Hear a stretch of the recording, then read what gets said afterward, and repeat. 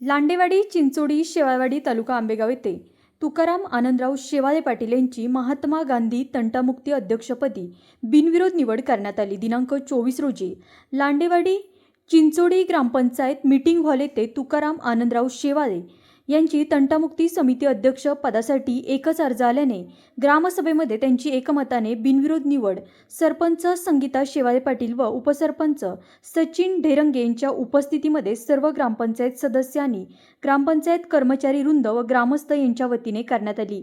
या निवडीने गावामध्ये व परिसरात चांगला व्यक्तिमत्व म्हणून स्वागत करण्यात येत आहे.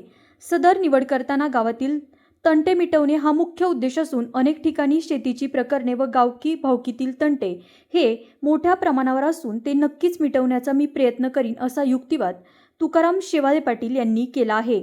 गेली अनेक वर्ष सैन्य दलात देशाची सेवा करत असताना शिस्त, नियम, कायदा व अटी यांचा त्यांना चांगला अनुभव आहे आणि याच अनुभवाच्या जोरावर ते समाजाला न्याय देतील असा विश्वास लांडेवाडी गावचे माजी सरपंच रामदास एकनाथ आढळराव पाटील यांनी व्यक्त केला. यावेळी लांडेवाडीचे चेअरमन शंकर शेवाळे, ज्येष्ठ नेते उत्तम गव्हाणे, भैरवनाथ पतसंस्थेचे अशोक गव्हाणे, माजी चेअरमन बबन गव्हाणे, माजी सरपंच तानाजी शेवाळे, मराठा महासंघाचे अंकुश लांडे, रोहिदास हसे, सखाराम विश्वासराव, मारुती विश्वासराव, भैरवनाथ पतसंस्थेचे संचालक भिकाजी बोकड, सर्व अंगणवाडी सेविका, ग्रामसेवक, अधिकारी व मान्यवर मोठ्या संख्येने उपस्थित होते.